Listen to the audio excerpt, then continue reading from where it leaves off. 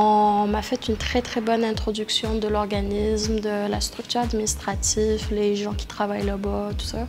Puis franchement, je ne m'attendais pas à un accueil aussi bienveillant. C'est notamment à quel point les Québécois sont plus cool, vraiment au niveau de la hiérarchie entre employeurs et employés. Il n'y a vraiment pas ce côté très vouvoiement, tutoiement, et qui ne permet pas vraiment du coup d'avoir quelque chose d'accueillant entre le patron et l'employé. Alors que là, tu peux très bien tutoyer ton employeur et ensuite aller boire des bières avec lui les vendredis soirs.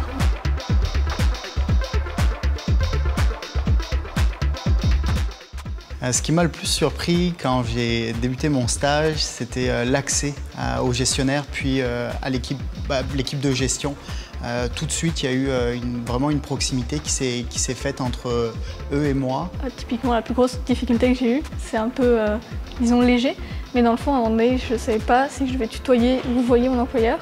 Et je suis arrivée dans une situation très particulière je faisais un peu les deux en même temps. Je dirais que ma première difficulté, c'était justement d'avoir à faire des documents dont je n'avais pas l'habitude de faire.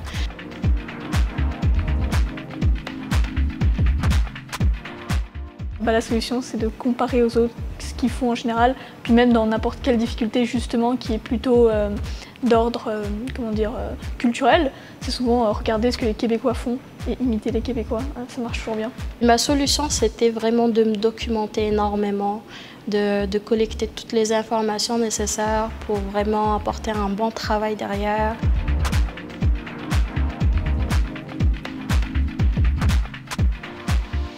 Dans mon milieu de stage, mes principales ressources ont été avant tout mes gestionnaires et mes chefs d'équipe.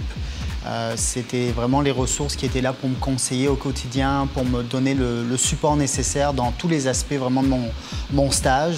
Ils servaient aussi d'intermédiaire avec mon superviseur, donc c'est sûr que ça a été une ressource vraiment appréciable.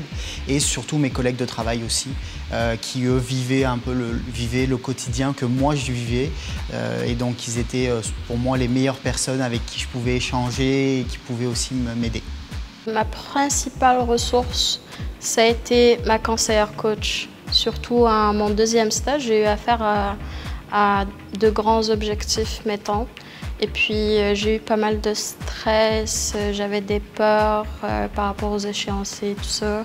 Puis ma conseillère a vraiment pu et a su me donner les bonnes directives, a su me calmer. Je dirais que c'est pas mal mes amis au final, parce que justement je me suis fait beaucoup d'amis québécois en étant étudiante et eux justement ont cette vision-là et je pourrais leur poser toutes mes questions et je sais qu'ils vont pas me juger et qu'ils vont m'y répondre.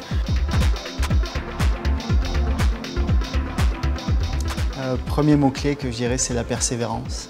Vous allez arriver dans un nouveau stage, dans un nouveau milieu qui va vous demander de l'adaptation, qui va vous demander d'être endurant aussi, on va vous demander de réaliser des tâches. Puis ça ne va pas être facile tout le temps. Étant donné qu'avec les différences culturelles, il peut y avoir des choses qu'on ne comprend pas très bien, donc vraiment bien écouter ses employeurs, c'est toujours très utile. La réceptivité pour connaître son milieu de travail, la dynamique du groupe, comprendre le besoin qu'on cherche chez nous. La communication également, toujours dans les différences culturelles, il peut souvent y arriver des quiproquos et donc si on les communique, ça permet d'éviter de nombreuses situations qui seront problématiques par la suite.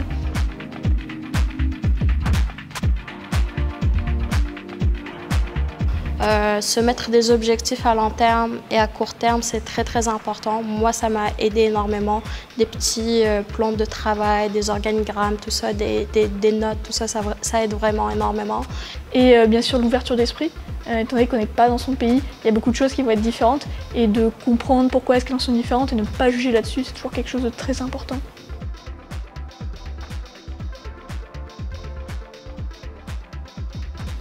La composition du talon de paie. Donc ça, c'était quelque chose dont je n'étais pas familier. Il y avait des informations qui étaient différentes de celles de la France, comme par exemple les taux d'imposition, les différents prélèvements sociaux, comme par exemple l'assurance emploi, l'assurance collective. Donc ça, c'était de l'information que je n'avais pas forcément eue auparavant et qui m'aurait été utile lors de mon premier jour dans mon premier stage. qu'on recherche surtout nos compétences et non nos diplômes ou nos papiers, nos formations, etc. Parce qu'en entrevue, j'ai remarqué qu'on cherchait vraiment ce que je savais faire, pas ce que j'ai étudié ou tu vois. Puis c'est aussi pour ça que je dirais qu'il faut avoir confiance en soi et toujours mettre en avant ses atouts et ne jamais se sous-estimer parce que tout peut être un avantage. Même nos défauts, on peut les tourner comme un avantage en sachant s'en servir. Voilà.